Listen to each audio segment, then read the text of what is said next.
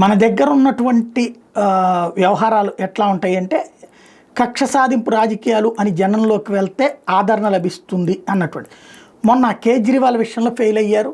అదే కేజ్రీవాల్ విషయంలో బీజేపీ ప్రభుత్వం సక్సెస్ అయింది. జార్ఖండ్ విషయంలో ఫెయిల్ అయింది. జార్ఖండ్లో ముఖ్యమంత్రిని అరెస్ట్ చేస్తే బీజేపీ అక్కడ అధికారంలో రాకుండా పోయింది. అదే సమయంలో ఢిల్లీలో ముఖ్యమంత్రిని ఉప ముఖ్యమంత్రిని మంత్రులను అరెస్ట్ చేస్తే అధికారంలో వచ్చింది. మరి బీహార్లో ఇప్పుడు అదే జరుగుతుందో చూడాలి. ఎందుకంటే తాజాగా ఆ మధ్యన రైళ్లలో ఉద్యోగాలు ఇవ్వడానికి రైల్వే శాఖలో వాళ్ళ భూములు తీసేసుకున్నారు.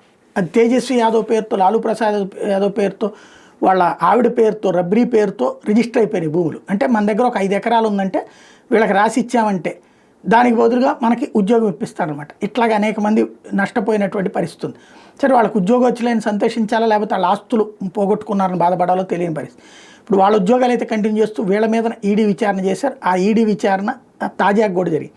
అంటే బీహార్ ఎన్నికలకు ముందు జరుగుతున్నటువంటి దీన్ని సెంటిమెంటల్గా వాడి అయ్యో మమ్మల్ని అన్యాయం చేసేస్తున్నారని చెప్పి వాళ్ళు ఏమన్నా సక్సెస్ అవుతారా లేదా అనేది చూడాల్సి ఉంది.